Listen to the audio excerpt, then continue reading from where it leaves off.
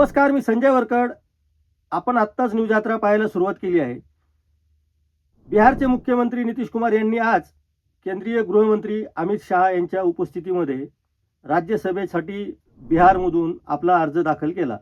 याचा अर्थ स्पष्ट होत आहे की बिहारमध्ये आता मुख्यमंत्री बदल होणार आहे.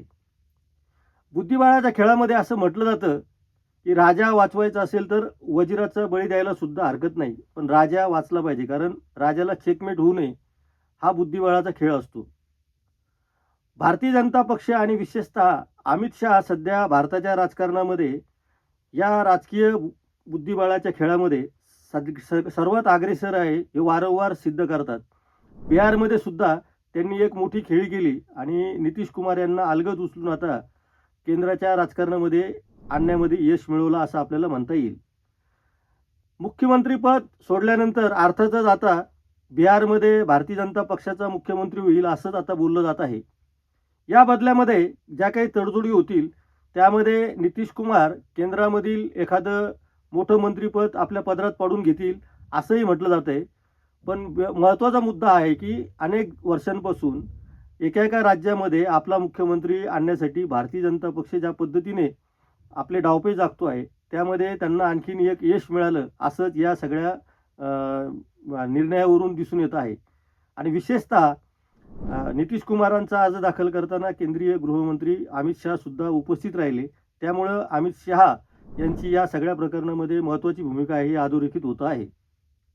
खरं तर नितीश कुमार सहजासहजी कुणाच्या हाताला लागत नाही आणि त्यांच्या मनाला वाटेल तेच करून घेतात अशी त्यांची ख्याती आहे.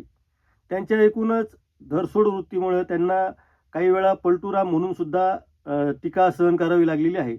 पण वेळ प्रसंगी आपल्या पदरामध्ये जास्त कसं पाडून घेता येईल यामध्ये नितीश कुमारांइतक्या राष्ट्रीय राजकारणात कोणीच तरबेज नाही असं आजपर्यंत मानलं जात होतं.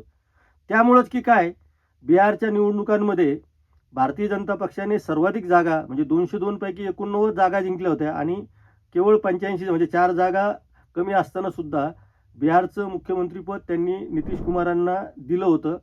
कारण नितीश कुमारांना ते मुख्यमंत्रीपद त्यावेळी मिळालं नसतं तर आणखीन काहीतरी मोठी तडजोड भाजपला करावी लागली असती आणि एकूणच केंद्राच्या सरकारमध्ये पूर्ण बहुमत नसल्यामुळे भाजपला सुद्धा आता NDA मधल्या घटक पक्षांचं फार गांभीर्याने महत्त्व ते लक्षात घ्यावं लागत आहे. आणि त्यामुळं नितीश कुमारांसारखा एक माणूस की जो कधीही काहीही करू शकतो तर त्याच्यासोबत डील करताना भारतीय जनता पक्षाने मुख्यमंत्रीपद तेव्हा सोडलं होतं. मला एक गोष्ट आठवती की दिलीप लाठी यांची एक फेसबुक पोस्ट त्यावेळी आली होती आणि त्यांनी नितीश कुमारांच्या एकूणच राजकीय कारकिर्दीचा अगदी थोडक्यामध्ये आढावा घेतला होता. पण त्या पोस्टमध्ये त्यांनी असं भाष्यही केलं होतं की लवकरच काही दिवसांमध्ये मुख्यमंत्री पदावरून यांना अलगद उचलून बाजूला करण्यात येऊ शकतं आणि नेमकं तसंच घडलेलं आहे.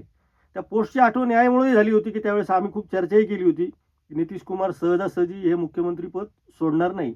अनेक मान्यवर पत्रकारांनी विशेषतः निखिल वागळेंसारख्या पत्रकारांनी ती पोस्ट शेअर केली होती आणि आज नेमकं तसंच घडलेलं आहे. त्यामुळं ज्यांना आपण पलटूराम म्हणून बिहारच्या राजकारणामध्ये त्यांची प्रतिमा आहे ते पुढच्या राष्ट्रीय राजकारणामध्ये काही वेगळी भूमिका घेतील का अशी जी शंका उपस्थित केली जाते आहे त्याला तुर्तास तरी पूर्ण विराम मिळालेला दिसतो. आता बिहारच्या राजकारणामध्ये भारतीय जनता पक्षाकडे जर मुख्यमंत्रीपद आलं तर मग मुख्यमंत्री कोण होईल हा नंतरचा मुद्दा. पण त्या बदल्यात नितीश कुमारांचे चिरंजीव उपमुख्यमंत्री होतील का नितीश कुमार केंद्रात गेल्यानंतर पण मुख्यमंत्री पदाचा आग्रह आपल्याच पक्षाला मुख्यमंत्रीपद राहावं म्हणून आग्रही राहतील हे आता आपल्याला बघावं लागणार आहे. पण एकूणच काय, भारतीय जनता पक्षाने एक मोठी खेळी केलेली आहे आणि नितीश कुमारांना बिहारच्या राजकारणामधून केंद्राच्या राजकारणात आणलं आणि तिथं त्यांना महत्त्वाचं पद जरी दिलं तरी पुढच्या नरेंद्र मोदींच्या सरकारच्या बाबतीमध्ये जे बोललं जात होतं की विशेषतः 2 नावं सातत्याने चर्चेला येतात, एक चंद्राबाबू नायडूंचं आणि दुसरं नितीश कुमारांचं, की त्यांनी जर धक्का केला तर भारतीय जनता पक्षाचं सरकार गडगडू शकतं. अशा स्वप्नविलासामध्ये विरोधी पक्ष असतो. हे स्वप्न विरोधी पक्षाचं साकार होण्याची काही चिन्ह कधीही नसतात, पण राजकीय वर्तुळामध्ये अशा चर्चा नेहमी घडत असतात, घडून आणल्या जातात आणि त्यावर नेहमी विचारमंथन सुरू असतं. आता या सगळ्या भाजपच्या खेळीमुळे त्या चर्चांना सुद्धा पूर्णविराम मिळेल अशी आत्ताची शक्यता आहे. मुळामध्ये आता नितीश कुमारांनंतर बिहारचं राजकारण कोणतं वळण घेतं, भारतीय जनता पक्ष तिथं मुख्यमंत्री म्हणून मुख्यमंत्रीपद जर काबीज करून बसला तर पुढच्या काळामध्ये नितीश कुमारांचा पक्ष, आता नितीश कुमारांचं एकंदरीत वय, त्यांचा आगामी काळातला राजकीय प्रवास जर लक्षात घेतला तर भारतीय जनता पक्षाला जर तिथं थेट मुख्य पदच जर मिळालं, मुख्यमंत्रीपद, तर पुढच्या काळामध्ये त्यांच्या मुलाला आणि एकूणच तिथल्या सगळ्या विरोधकांना भारतीय जनता पक्ष जेरीस आणल्याशिवाय राहणार नाही, असं आत्ता एकंदरीत चित्र दिसतं आहे. आणखीन बिहारच्या विधानसभेच्या निवडणुकाला खूप लांबचा पल्ला असला तरी त्याची सुरुवात भारतीय जनता पक्षाने अत्यंत योग्य वेळी केलेली आहे. आणि अनेक राज्य जिंकत असताना बिहारचं राज्य भाजपच्या हाती येत नव्हतं. पश्चिम बंगाल त्यांना कधी जिंकता आलेलं नाही आहे. त्यामुळं बिहारमध्ये तडजोडीने का होत नाही, पण आपण आपलं घोडं पुढं दामटलं पाहिजे. या सगळ्या खेळीने त्यांनी आपलं घोडं 4 घडं 2.5 घरं करत करत आता पार वजिराच्या राजाच्या चौकोनाच्या अगदी जवळ आणून ठेवलेला आहे. आता वजीर वाचवायचा की राजा वाचवायचा हा विचार जेव्हा नितीश कुमारांसारखा राजकारणी करतो तेव्हा अर्थातच नितीश कुमार सुद्धा आहे त्या परिस्थितीमध्ये जास्तीत जास्त चांगलं काय करता येईल या भावनेतून केंद्रामध्ये जातील आणि ते आगामी काळामध्ये नितीश कुमारांना जे मोठं मंत्रिपद दिलं जाईल त्यामुळं एक मंत्रिमंडळामध्ये केंद्राच्या पण फेरबदल होईल हे आज जवळपास सुनिश्चित झालेलं आहे.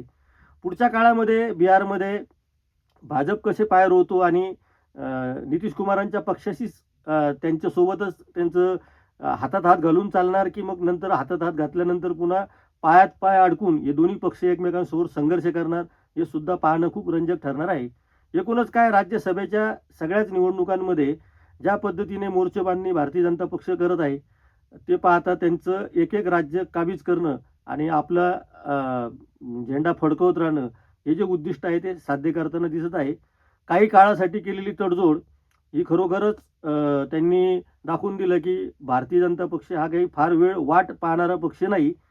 यावरून फक्त जाता जाता मला एकच म्हणायचं की मग असं काय घडलं होतं की 2019मध्ये मुख्यमंत्री पदाचा संधी असताना सुद्धा एक जुना मित्रपक्ष सोडून भारतीय जनता पक्षाने ते मुख्यमंत्रीपद सुद्धा महाराष्ट्रात सोडलं होतं.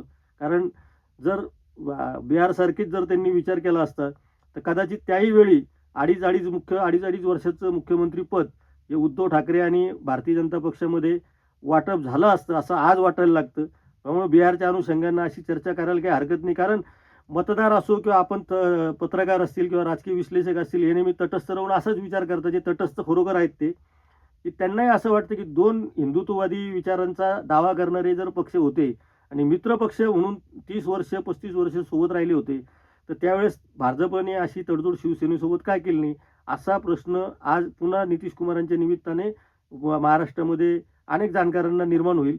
अर्थात आता या सगळ्या गंगेचं पाणी पुलाखालून वाहून गेलेलं आहे असं आपण म्हणूयात. त्यामुळं या सगळ्या चर्चेला अर्थ नसतो, पण या सगळ्या गोष्टी भूतकाळातल्या आठवत असतात आणि त्याच्यावर चर्चा होणंही स्वाभाविक असतं. शिवसेनेसारखा मित्रपक्ष गमावला, त्याच्यानंतर पुन्हा तो फोडला आणि पुन्हा शिवसेना आपल्यासोबत आहे हे पण नंतर भाजपने दाखवून दिलं. त्यामुळं आता भाजपला असं म्हणू शकत नव्हतं नाही कोणी की मित्रपक्ष तुम्ही त्यावेळेस गमावला होता म्हणून. त्यामुळं भाजप थोडं पेशन्स काही दिवस ठेवतो पण फार काळ वाट बघत नाही, हे भाजपनं सिद्ध केलेलं आहे. 2.5 वर्षामध्ये महाविकास आघाडीला बाजूला करून महाराष्ट्रात सुद्धा त्यांनी सरकार आणलं होतं आणि आता बिहारमध्ये सुद्धा नेमकं त्याच पद्धतीनं नितीश कुमारांना आधी घोड्यावर बसवलं आणि जेव्हा नेमकी वेळ आली तेव्हा त्यांना एका घोड्यावरून उतरून दुसऱ्या घोड्यावर बसवलं. हे भारतीय जनता पक्षाचं राजकारण आहे. भाजपच्या एकूणच राष्ट्रीय राजकारणात असो की वेगवेगळ्या राज्यामध्ये अमित शहांचं जे ऑपरेशन करण्याची त्यांची पद्धत आहे त्याच्यासमोर सगळे हातबल होताना दिसत आहेत. हे आजच्या नितीश कुमारांच्या राज्यसभेच्या उमेदवारून पुन्हा एकदा सिद्ध झालेलं दिसत आहे. आता नितीश कुमार कोणतं खातं घेतील, ते कसं डील करतील आणि त्यांचा पक्ष हा केंद्राच्या सरकारमध्ये अधिकच्या काही जागा मागतो का हे सुद्धा पाहणं रंजक ठरणार आहे. न्यूज यात्रा चॅनलवर आपण वेगवेगळ्या विषयांवर चर्चा करतो. आपलीही काही मतं असतील या सगळ्या बाबतीमध्ये तर आपण ती संकोचपणे मांडावीत. या चॅनलला आपण खूप चांगला प्रतिसाद देत आहात, त्यामुळं आपण पाहत राहा न्यूज यात्रा, हे आहे आपलं चॅनल.